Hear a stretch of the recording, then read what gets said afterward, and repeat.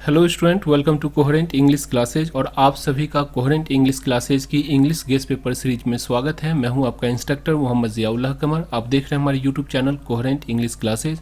और आज इस वीडियो के अंदर हम लोग डिस्कस करने जा रहे हैं ऑब्जेक्टिव नंबर 401 से लेकर ऑब्जेक्टिव नंबर 450 तक, यानी कि टोटल मोस्ट वीवीआई ऑब्जेक्टिव जो कि रेनबो और स्टोरी ऑफ इंग्लिश की ऑब्जेक्टिव है, उसका 50 ऑब्जेक्टिव को इस वीडियो के अंदर हम लोग डिस्कस करेंगे। तो आइए बिना समय गवाए हुए स्टार्ट करते हैं ऑब्जेक्टिव नंबर 401 से लेकर ऑब्जेक्टिव नंबर 450 तक को। पहला ऑब्जेक्टिव है आपका 401 में, all that the Johnson had was earth, यानी कि जो कुछ भी जॉनसन के पास था वो क्या था, 4 एकड़ ज़मीन थी। ये जो ऑब्जेक्टिव आई है वो कहाँ से आई है, द अर्थ जो आपका चैप्टर है H.E. बेट्स का लिखा हुआ, उसकी चैप्टर का ऑब्जेक्टिव है। अगला जो ऑब्जेक्टिव है, the author of the novel a farewell to arms, ये जो नॉवेल है अ फेयरवेल टू आर्म्स, उसके जो ऑथर हैं वो कौन है, ईस्टर्न Hemingway. Who among the following writer is known as people's poet, यानी कि इसमें से कौन ऐसे लेखक हैं जो कि लोगों के कवि माने जाते हैं, तो ये है वॉल्ट विटमैन। ठीक है। But 100 years later we must face the tragic fact that Negro still is not free. ये जो ऑब्जेक्टिव है वो है आई हैव अ ड्रीम, जो कि मार्टिन लूथर किंग जूनियर के द्वारा भाषण था जो दिया गया था, उसमें से लिया गया है। इसका मतलब ये हुआ बट 100 ईयर लेटर, यानी कि 100 साल के बाद भी we must face the tragic fact. ये जो फैक्ट है, हकीकत है, तल्ख हकीकत, यानी कि जो आपको मुरझा देने वाली हकीकत है कि निग्रो अभी भी फ्री नहीं है, आज़ाद नहीं है। इमेंसिपेशन प्रोक्लेमेशन मतलब कि दास मुक्ति घोषणा पत्र 100 साल पहले मिल चुका है, लेकिन अभी भी जो है अमेरिका के अंदर जो काले अमेरिकन हैं वो अभी तक फ्री नहीं है। Objective number 405, the author of the novel the conservationist जो नॉवेल है उसके ऑथर कौन है, Nadine Gordimer. The author of the novel tree of man नाम के जो नॉवेल है उसके लेखक कौन है, Patrick White. Who according to Russell progress in course of time, यानी कि बर्टन रसल के अनुसार कौन ऐसी चीज़ है जो समय के साथ साथ प्रोग्रेस करेगी, तरक्की करेगी, उसकी जो डेवलपमेंट होगा, उसका विकास होगा, तो ह्यूमन। समझ में आ गया। What did Sebi see when he was strolling along the beach, यानी कि सेबी ने क्या देखा जब वो मटर गश्ती कर रहा था, कहाँ पे, बीच पे। बीच का मतलब होता है समुंदर का जो किनारा होता है उसको कहते हैं। तो समुंदर के किनारे पे जब वो मटर गश्ती कर रहा था, मतलब बिना काम के घूम रहा था, तो उसने क्या देखा, उसने देखा a bald and elongated head of an old man, यानी कि एक बूढ़ा आदमी जिसका जो सर का जो बाल है वो टकला था, मतलब कि उसके सर पे बाल नहीं था और उसका जो सर था वो लंबा कद्दू की तरह था। तो उसने जो है उस आदमी को देखा। ऑब्जेक्टिव नंबर 409, लॉर्ड नॉर्थक्लिफ नाम के जो व्यक्ति थे वो क्या थे, वो न्यूज़पेपर ऑनर थे। कहाँ के, इंग्लैंड के। Bertrand Russell belong to Britain, Bertrand Russell जो थे वो कहाँ से बिलोंग करते थे, ब्रिटेन से, यानी ब्रिटेन के निवासी थे। Sensational headline, false emphasis and separation of the context are some of the way to distort the news, यानी कि किसी भी न्यूज़ को तोड़ना मरोड़ने का जो तरीका है, मतलब उसका जो हथियार है वो क्या है, सेंसेशनल हेडलाइन, मतलब सनसनीखेज हेडलाइन बना देना। फॉल्स एम्फेसिस यानी बिना काम के किसी एक बात को लेकर पकड़ कर बैठ जाना, या फिर जो है सेपरेशन ऑफ द कॉन्टेक्स्ट, यानी जो कॉन्टेक्स्ट है, जो हकीकत चीज़ है, उसको लिखने से उसको सप्रेस कर देना, मतलब उसको छापना ही नहीं। तो ये कुछ ऐसी चीज़ है जो कि न्यूज़ को डिस्टोर्ट करने का हथियार है, मतलब उसका जो है इक्विपमेंट है। Objective number 412, the individual cannot grow to full perfection without a corresponding advancement of collective and social existence, मतलब कि एक जो इंडिविजुअल है, अकेला शख्स तब तक तरक्की नहीं कर सकता, उसका तब तक विकास नहीं होता जब तक वो साथ में समाज को लेकर ना चले। देखिए, हम चाहेंगे तरक्की करना, हम चाहेंगे करोड़ रुपया कमाना, तो हम कमा सकते हैं, ठीक है, लेकिन क्या हमारा समाज अगर तरक्की नहीं करेगा तो क्या हमारी इज्जत होगी, नहीं होगी। तो यही गांधी जी कहते हैं कि एक इंडिविजुअल इंसान अपनी तरक्की तो कर ले, लेकिन अगर समाज की तरक्की ना कर पाए तो फिर वो जो है इंसान उसकी तरक्की नहीं होती है असल में। क्योंकि देखिए, हम मान ली हमारे पास 1 करोड़ रुपया और मेरे गांव में जो है कुछ नहीं है, कोई फैसिलिटी नहीं है, तो हम मॉल वगैरह के लिए हमको क्या करना पड़ेगा, यहाँ से हमको दरभंगा जाना पड़ेगा। या फिर हमें अगर कोई ऐसी अच्छी चीज़ होटल में खाना खाना है तो हमें कहाँ जाना पड़ेगा, कुछ दूसरे जगह पर जाना पड़ेगा। क्यों जाना पड़ेगा? क्योंकि हमारे गांव में तो हम सबसे बड़े पैसे वाले हैं, हो सकता है पूरे दरभंगा में हम सबसे बड़े पैसे वाले हैं, लेकिन उस सोसाइटी के अंदर क्योंकि सारे जो लोग हैं 99% वो क्या है, वो पैसा नहीं खर्च कर सकते या गरीब हैं। तो फिर देखिए, आपने तरक्की तो कर लिया, लेकिन आपकी सोसाइटी या आपका जो समाज का तरक्की नहीं हुआ, जिसकी वजह से आपको क्या करना पड़ रहा है, आपको रोज़ जो है जाना पड़ रहा है दरभंगा, है कि नहीं। आगे चलते हैं। The author of the novel आज़ादी ई चमन वहाब। आज़ादी नाम की जो नॉवेल है उसके ऑथर कौन है? चमन नवाब जो है वो है। The first women president of general assembly of United state was an Indian. यानी कि पहली यूनाइटेड स्टेट की जो असेंबली है, जनरल असेंबली की जो प्रेसिडेंट थी वो कौन थी? एक भारतीय थी।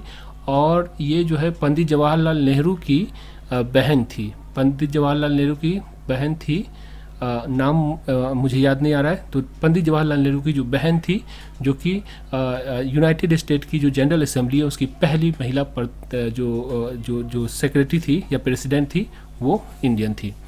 India's glory is that it is immovable. Bharat की जो महिमा है, भारतीय जो सत्ता की महिमा ये है कि इसमें कोई बदलाव नहीं होता है, जैसे थे पहले उसी तरह उसी वजूद में अपने आप को हम लोग रखे हुए हैं, और यही हमारी ग्लोरी है, इसीलिए हम यहाँ पे बचे हुए हैं।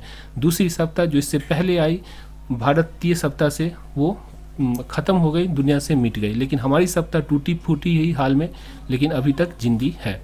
The author of the novel butterfly in the wing is. Butterfly in the wing नाम की जो नॉवेल है उसकी ऑथर कौन है? Lakshmi persuade.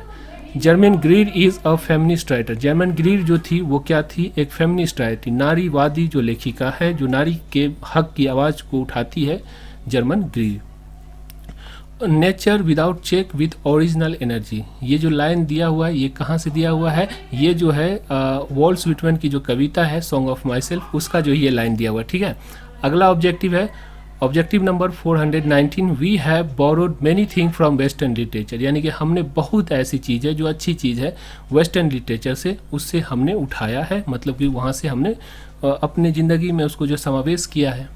T.S.. Eliot's was a loyalist in politics. T.S.. Eliot's politics के मिजाज से वो क्या थे? लॉयलिस्ट थे, मतलब सत्तारूढ़ी थे।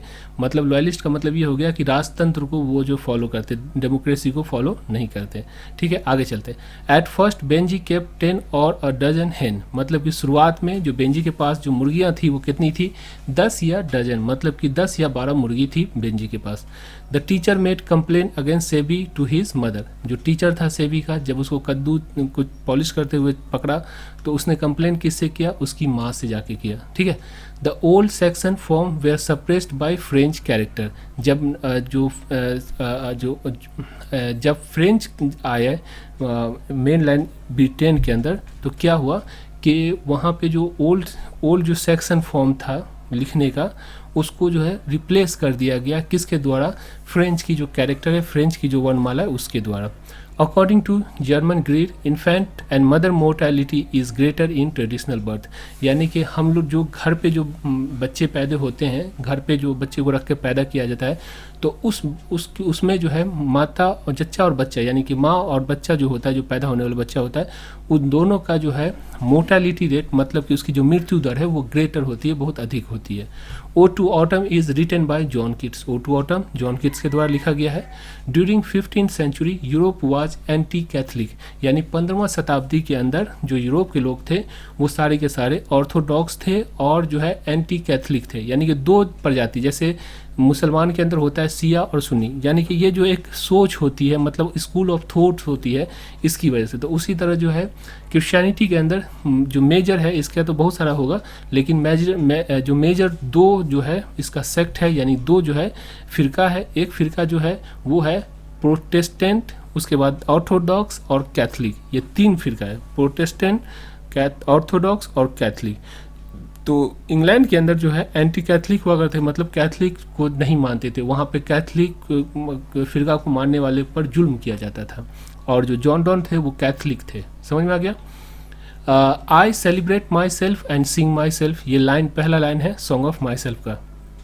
Objective number 428, gibbon is associate with Italy, यानी जो इटली का एक शहर हुआ करता था गिबन। समझ में आ गया। About 800 years ago Latin was a world language, यानी कि 800 साल पहले, आज से 800 साल पहले लैटिन जो भाषा थी वो दुनिया की भाषा कहलाती थी, इंटरनेशनल लैंग्वेज कहलाती थी।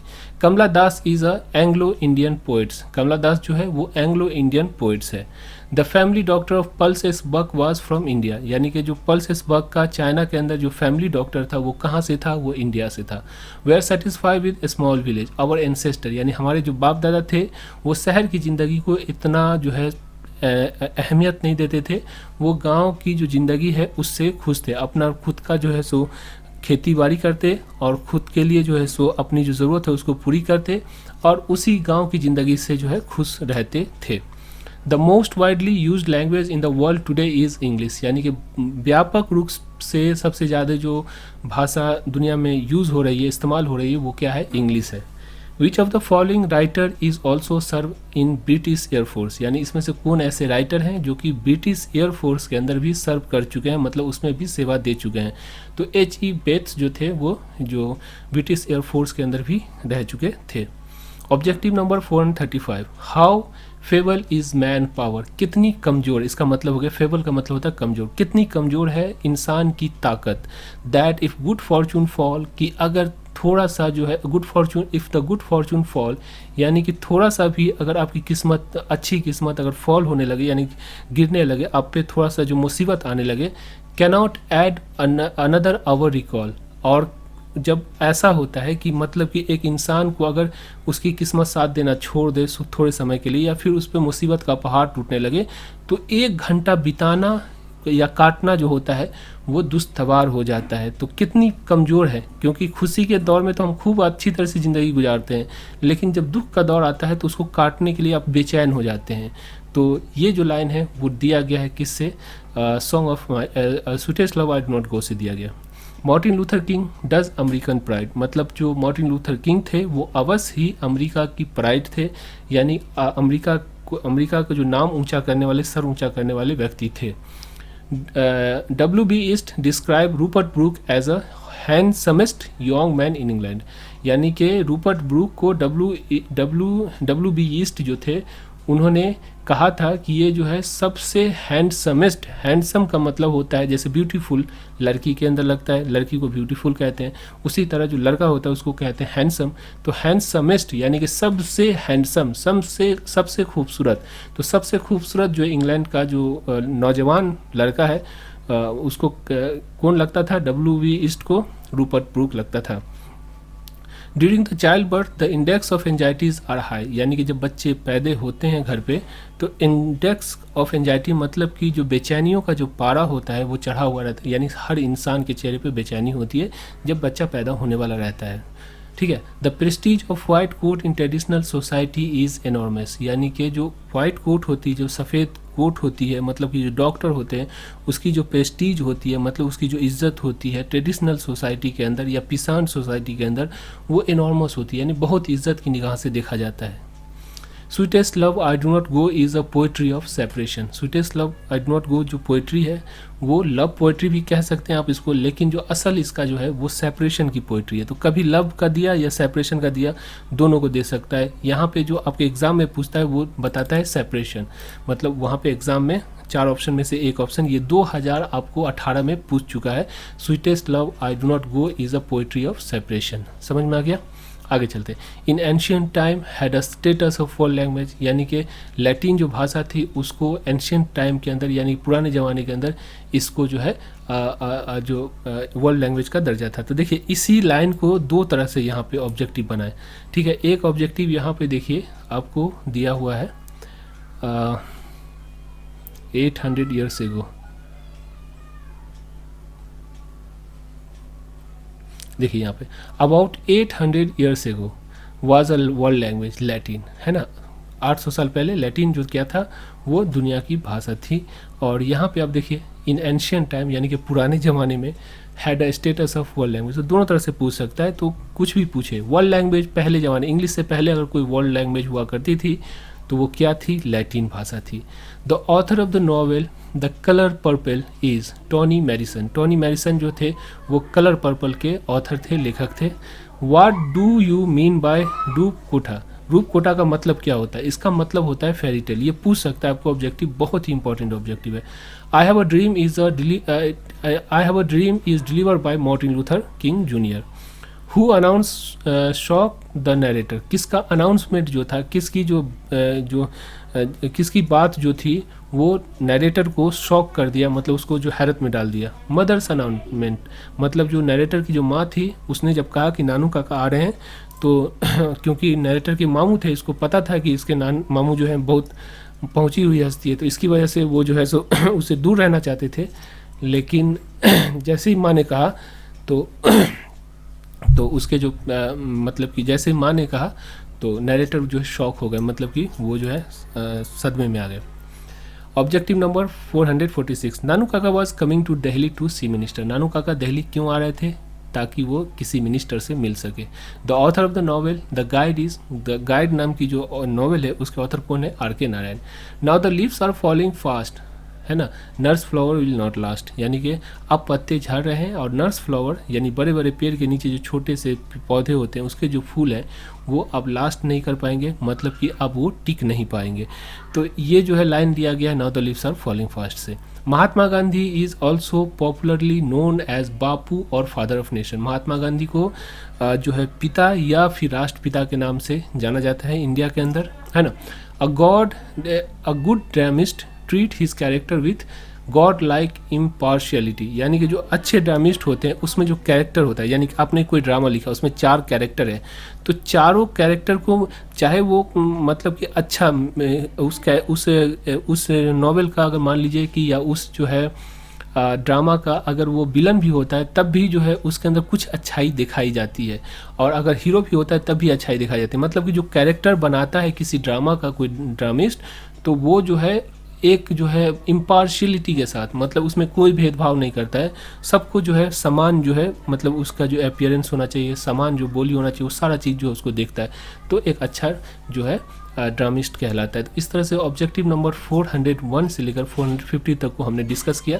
आशा करता हूँ ये वीडियो आपको अच्छी लगी होगी। अगर आपको ये वीडियो अच्छी लगती है तो आप हमारी ऑनलाइन क्लासेस को भी ज्वाइन कर सकते हैं, जहाँ पे 500 रुपये में आपको पूरा 12th की क्लास करवा देते हैं हम लोग। किताब भी मिल जाती है 532 पेज की, पोस्टेज चार्ज भी हो जाता है, और साथ में जो आपको पूरी वीडियो और PDF फाइल मिल जाती है। और 11th का लीजिएगा तो 400 रुपये लगता है, और 10th के लिए 150 रुपये। अगर आपको अधिक जानकारी लेना है तो आप इस नंबर पे 9065829862 पे कॉल कर सकते हैं और अधिक जानकारी ले सकते हैं। Thank you so much for watching coherent English classes.